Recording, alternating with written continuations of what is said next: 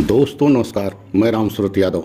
मोदी और मोदी सरकार और ईडी मिल करके अरविंद केजरीवाल की गिरफ्तारी करके इतनी बड़ी गलती कर दी कि आज मोदी सरकार की सत्ता जाने की कगार पर आ गई है। और मोदी सरकार ने अरविंद केजरीवाल की गिरफ्तारी ईडी से करा करके अब इतना भारी पड़ रहा है मोदी सरकार को, और ईडी को भी इतना बड़ा भारी पड़ रहा है कि अब एक तरीके से सुप्रीम कोर्ट में बहुत बड़ी एक तरीके से ईडी की भी बेइज्जती हो सकती है, या शराब घोटाले का जिस तरीके से बनाया गया। और यही अरविंद केजरीवाल कह रहे हैं और पूरी आम आदमी पार्टी यही कह रही है कि शराब घोटाला तो हुआ नहीं, शराब घोटाला ईडी और मोदी के द्वारा बनाया गया।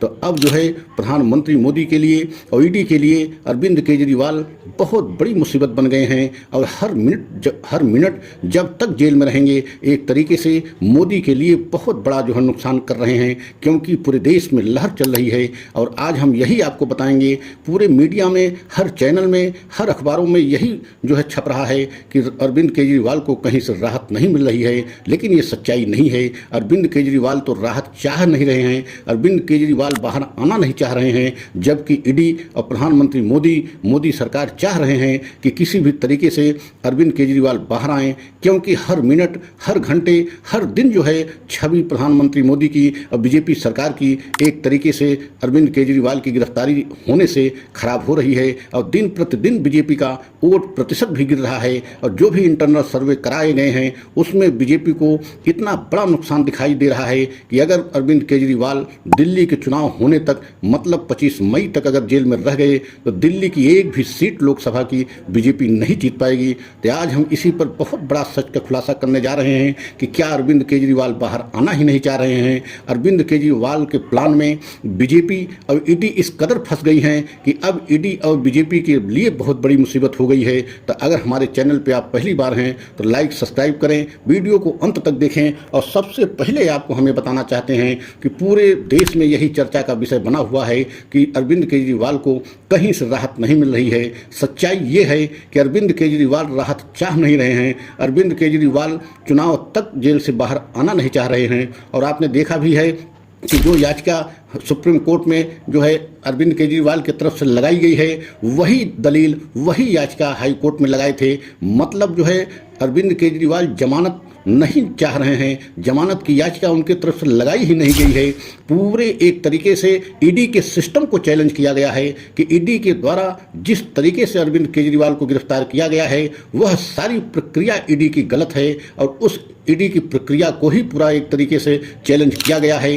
अगर सुप्रीम कोर्ट पूरी प्रक्रिया को निरस्त करती है, पूरी प्रक्रिया को एक तरीके से खत्म करती है, तो मान लिया जाएगा कि शराब घोटाला हुआ नहीं था, बल्कि ईडी के द्वारा बनाया गया था। अब अगर नहीं भी निरस्त करती है तब भी अरविंद केजरीवाल के लिए बहुत बड़ी राहत होगी, क्योंकि अरविंद केजरीवाल के लिए राहत यह होगी कि तब अरविंद केजरीवाल का और समय बढ़ जाएगा, मतलब 25 मई तक वो जेल में रह जाएंगे। और जेल में रहने से ही जो बीजेपी को बहुत बड़ा नुकसान हो रहा है।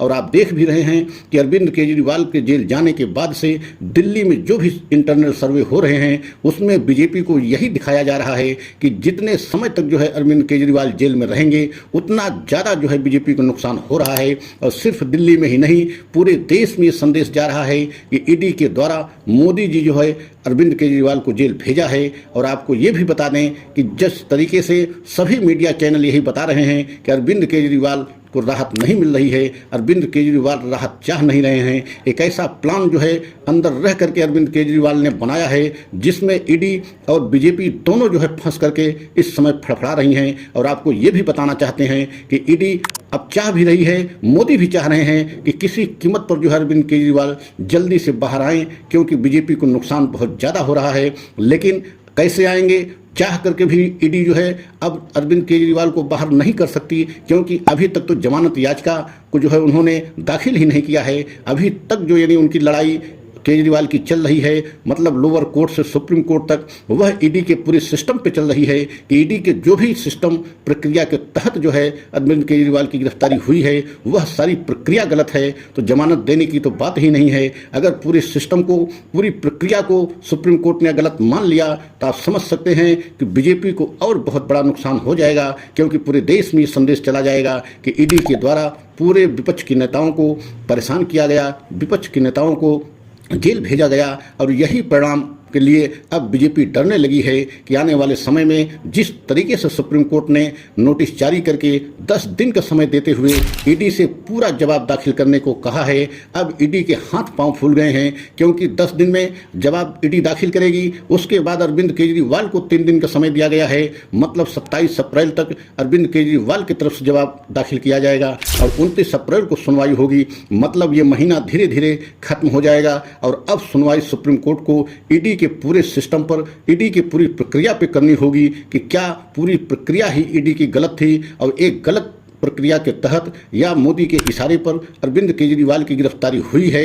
और अगर ऐसा हुआ तो पूरे देश में ऐसी लहर चल जाएगी कि बीजेपी के लिए बहुत बड़ा नुकसान हो जाएगा। अब सांप छछूंदर की स्थिति आ गई है कि बीजेपी जेल तो भिजवा दिया ईडी को जो है कह करके, लेकिन अब ईडी और मोदी सरकार दोनों फंस चुके हैं कि अब जो है अरविंद केजरीवाल अगर अंदर रह करके इतना नुकसान कर रहे हैं तो बाहर अब उनको लाया कैसे जाए। मतलब बहुत बड़ी समस्या जो है ईडी और मोदी के लिए है, क्योंकि अगर पूरे सिस्टम और पूरी प्रक्रिया को सुप्रीम कोर्ट ने गलत मान लिया तो आप समझ सकते हैं कि पूरी तरीके से पूरे देश में एक ऐसी लहर चल जाएगी कि मोदी के लिए बहुत बड़ा संकट हो जाएगा। और वैसे भी पूरे देश में इस समय जितने इंटरनल सर्वे आ रहे हैं उसमें यही जो है चौंकाने वाली खबर आ रही है कि बहुत बड़ी जो है नुकसान में बीजेपी इस चुनाव में जा रही है और 2024 में प्रधानमंत्री मोदी वापसी करने संभव नहीं है। और यही कारण है कि एक तरीके से बहुत बड़ा मास्टर स्ट्रोक चलते हुए जो है केजरीवाल ने एक ऐसा प्लान बनाया कि वह जेल में रह करके प्रधानमंत्री मोदी को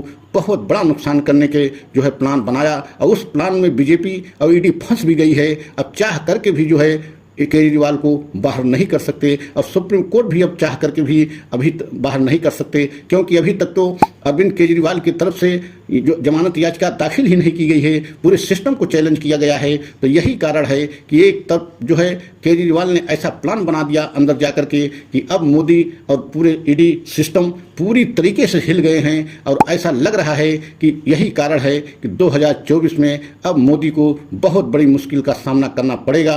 और दोबारा जिस तरीके से तीसरी बार सत्ता में आने के मंशा बना रखे थे प्रधानमंत्री मोदी जी, अब बीजेपी चाह रही थी कि तीसरी बार प्रधानमंत्री जो है शपथ लेंगे, अब उस पर ग्रहण लगता दिखाई दे रहा है। आपको हम ये भी बता दें कि 2 महीने चुनाव से पहले तक बीजेपी की स्थिति बहुत अच्छी रही, लेकिन चुनाव जैसे जैसे नज़दीक आता गया ऐसी गलतियां बीजेपी कर गई कि जिसके वजह से बीजेपी आज पूरी तरीके से बैकफुट पर चली गई है। और बीजेपी के लिए अब बहुत बड़ा नुकसान होने वाला है, क्योंकि जिस तरीके से बीजेपी पूरे देश में अपने आप को पाक साफ बता रही थी, अब हर तरफ से फंसती जा रही है। वो चाहे भ्रष्टाचार के मामले में हो, चाहे ईडी के मामले में हो। ईडी को जिस तरीके से इस्तेमाल किया अरविंद केजरीवाल ने, अब पूरी तरीके से ईडी को पूरे देश के सामने और सुप्रीम कोर्ट के माध्यम से बेनकाब करना चाहते हैं कि पूरी तरीके से ईडी 10 साल जो है मनमानी किया।